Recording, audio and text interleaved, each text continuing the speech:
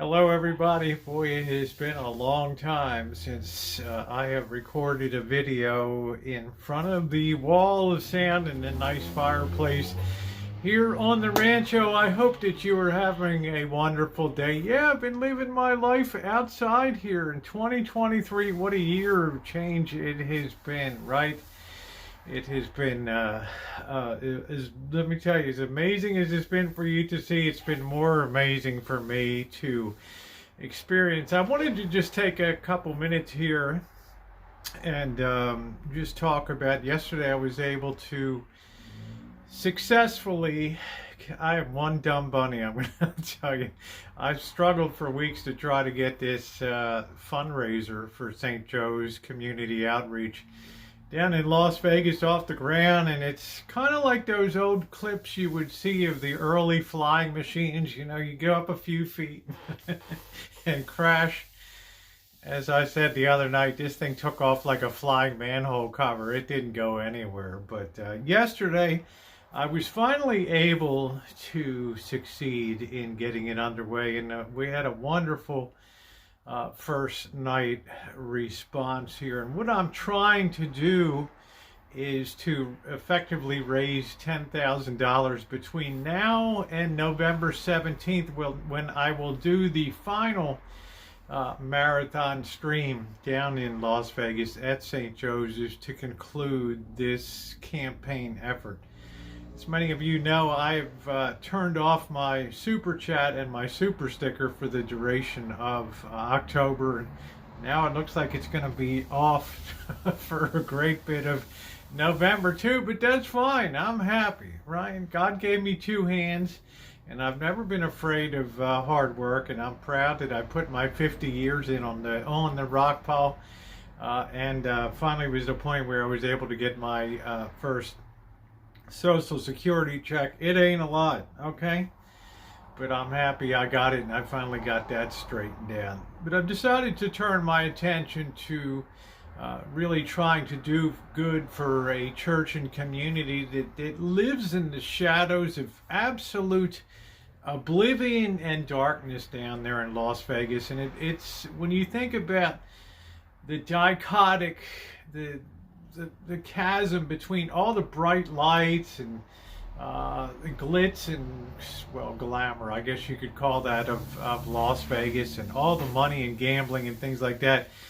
And I had never imagined a couple blocks away there was a church that was really walking the walk and not just talking the talk in terms of do things for your neighbors and help out and do unto others as you would have them do unto you. I found a place that was doing it on the daily. And the more I researched, the more I got involved, the more I understood that this place is kind of falling apart because, well, they're putting so much attention on the outside and doing the will of taking care of neighbors and feeding people and clothing and providing groceries and whatever they can do for the community there, that literally very little attention has been paid to the physical plant of the operation. And as you guys know, through the spring and summer, I set about to try to address that with the very meager skills that I have to try to get a little ahead a little bit and maybe get caught up on some things. And by and large, it's been successful.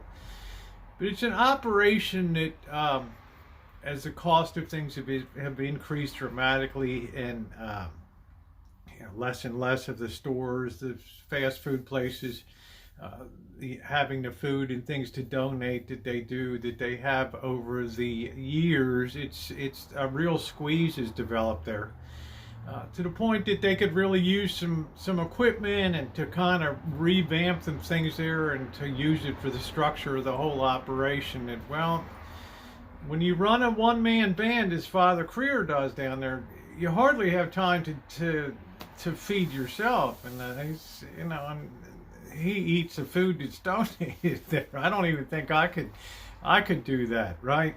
But it's all attention put on the outside. When I was working there, I was astounded at the number of people that actually came on the daily and knocks on the door, knock, knock, knock.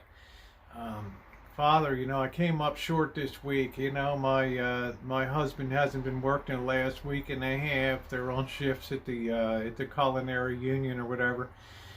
Could we get some groceries? And out the door goes 2 bags of groceries loaded up with milk and tunas and meats and all kinds of stuff. Later on, knock, knock, knock. Got in a street fight. I'm bleeding. I can't get to the hospital. Can I get first aid? I'm looking at it. I need some clothes. Okay, let's come on in. Let's try. I'm looking at this, and I'm like, ay caramba. How do you have time to put out the weekly bulletin, do a sermon, right? Counsel all the people, drive down to Needles on Sunday besides your other mass, go down there and do a mass. Get up every day and do 7:30 rosaries. I mean, you might need a little bit of help. And what kills me, it's in the shadow of these gambling houses and things that are making untold profits these days. The greed just knows no bound, especially with the Formula One racing coming up and things like that. So people have responded. And I guess I'm just coming out saying I really need you guys' help if I'm going to achieve this target. We got off to a good start. I know $10,000 is a really, really ambitious goal. I've already gotten some heckling and some feedback that there's it's pie in the sky. It's just you're right. It ain't never gonna happen. Rosie, it ain't never gonna happen. So, good luck, cluck, cluck, cluck. But, let's be realistic about the scope of things. Well, I guess maybe I'm a fool. I don't know. But this fool's gonna keep pounding forward until we wrap this thing up on the 17th. And, well, if nothing else, I kind of committed myself. It won't be the first time I kind of, have a little egg. I already have a lot of egg on my, Rosie UPS, whatever. Right? It won't be the first time that I take a hit because I was writing checks with my mouth that I couldn't actually catch. But I'll tell you what, I'm going to try to do the best I can. So if you guys want to help out an organization, and like I said, we were off to a good start last night. Every one of my videos and every one of my live streams from now on is going to have a link below it while I'm live or while you're watching a recorded video like this one. It's going to have a donate button on it. So I'm asking all of you just to do a couple things. If you can find it in your heart to help out, and just before you say, Rosie, what are you doing besides running your flapper? I told people when my first Social Security check came, well, I thought I would be giving it all over, but I needed some tires for the van. I had to get some tires. But I'm kicking in. I'm going to be putting in a big chunk myself, and I started myself, and I will be through the course of the next 3 weeks doing exactly 2.5, 3 weeks doing that, continuing to contribute myself. I can't ask other people to step forward unless I'm willing to get some skin in the game myself, which I'm perfectly happy to. So if you would consider making a donation, it would really be appreciated. Some people could step forward with a little bit of generosity for the season. I've always found myself that when I get stuff, it's good, but I always tell people, I don't need anything. Don't send me. I don't want anything, right? I got everything I need, right?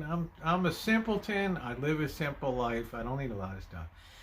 But what really makes me feel good is when I do stuff for other people, or when I contribute to make somebody else's life a little bit better, and to put a smile on somebody's face, or put a few dollars in somebody's head. I just feel so much better. I just feel validated, right, as a human. So I'm hoping you guys will consider helping me out. I don't ask for anything for myself on here. I've turned off my super chats and super stickers, and I will be fine.